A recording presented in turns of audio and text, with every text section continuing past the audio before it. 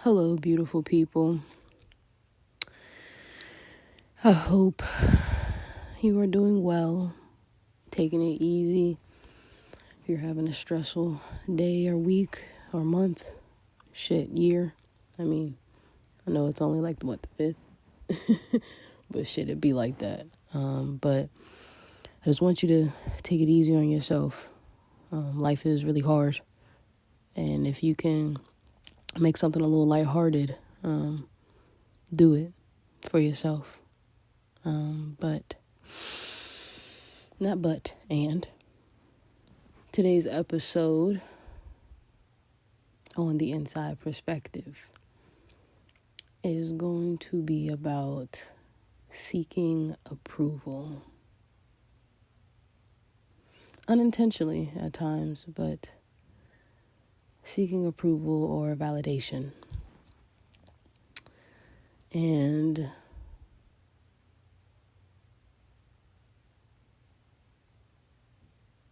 seeking validation and approval in relationships is something that I hadn't realized I was doing.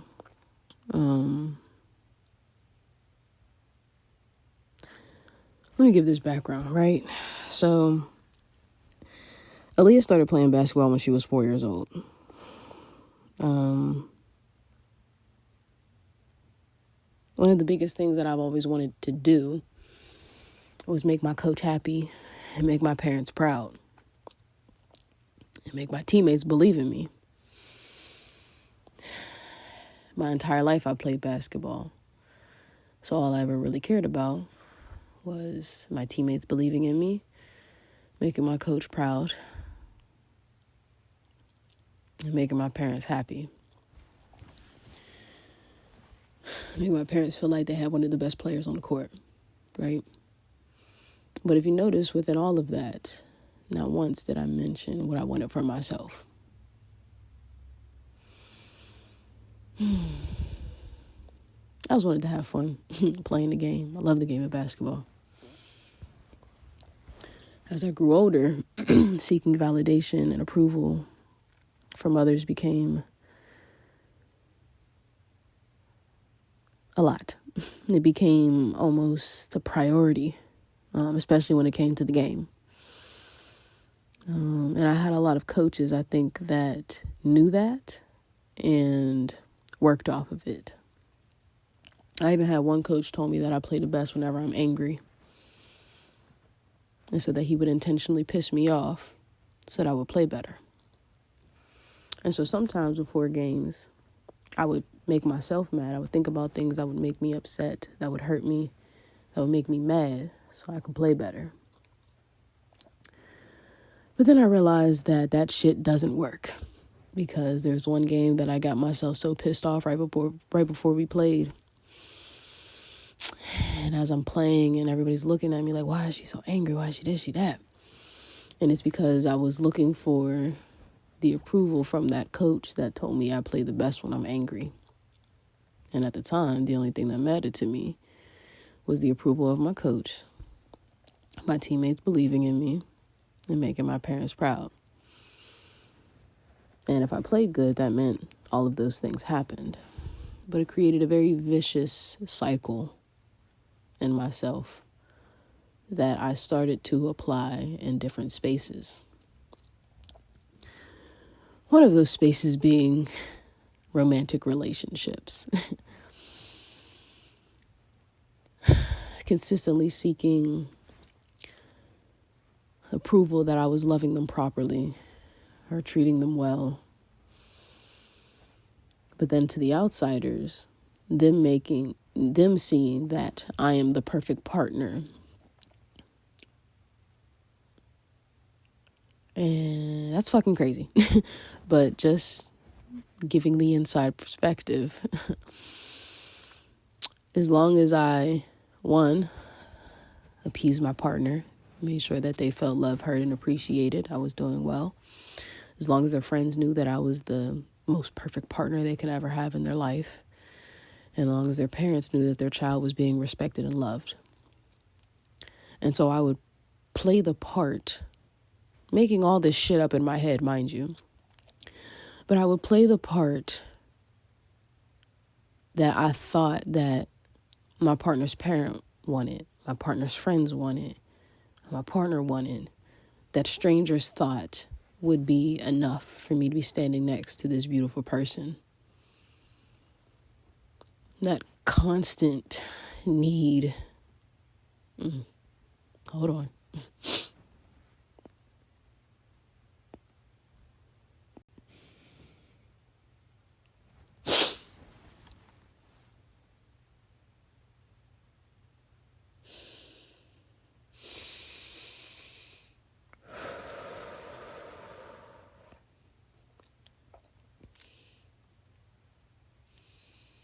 Making sure that I always painted the picture of perfection in order to get approval. Really fucked up the way I viewed things.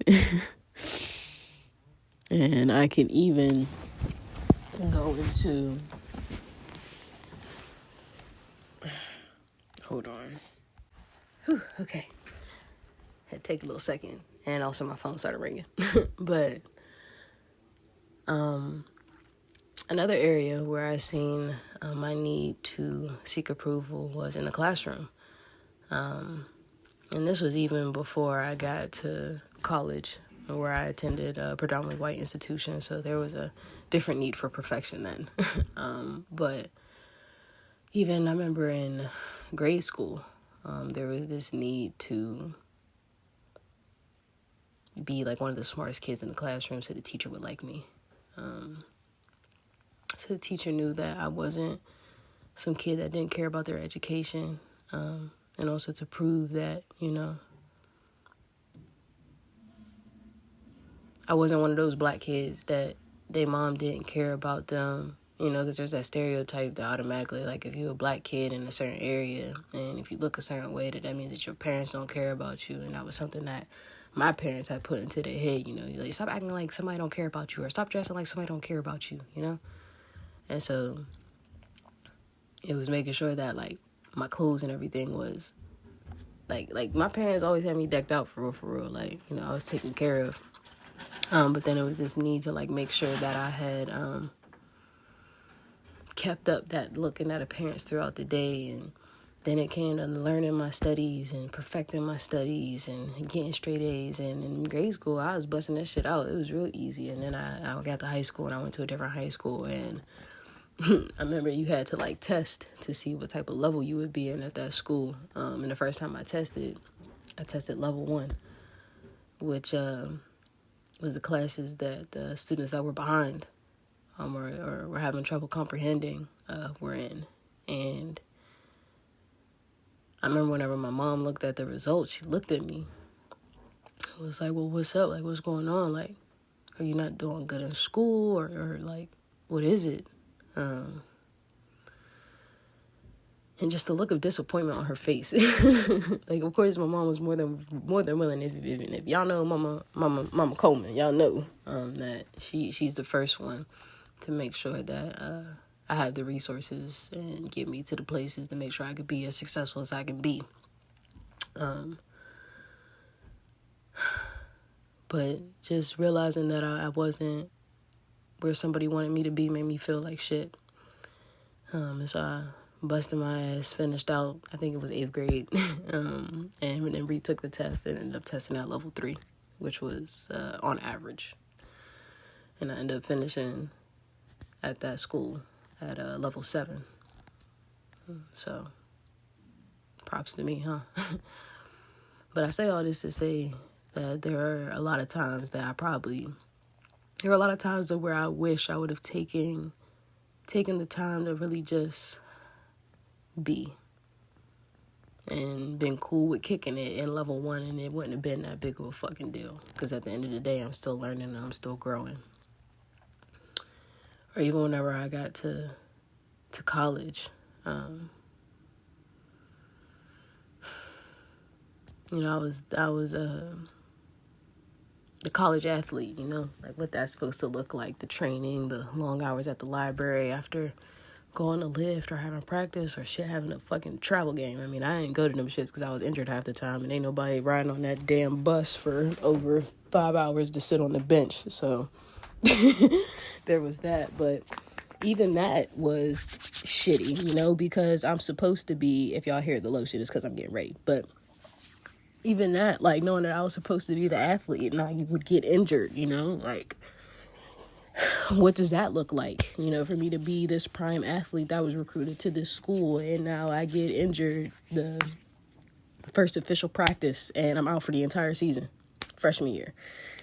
Sophomore year, I think I got a concussion or I quit. I can't remember. And then junior year, I came back and realized I didn't want to do it. Quit again and also got a concussion. I don't know. It's all running together. But nonetheless, I always put all this pressure on myself to be the part and to play the part and to make sure I was that person for my coach, my teammates, and my parents. But I never really gave much attention to myself. And it was like that in my friendships, in my romantic relationships. I was just always playing the part. Like, I was myself, but I was myself to the point of playing the role of what I thought my friends wanted me to be or needed me to be. And so maybe maybe I actually wasn't who I needed to be. Now, maybe I wasn't being myself. But I know at the end of the day, I love my friends that I have. I love my family. Bruh, the tears. The tears.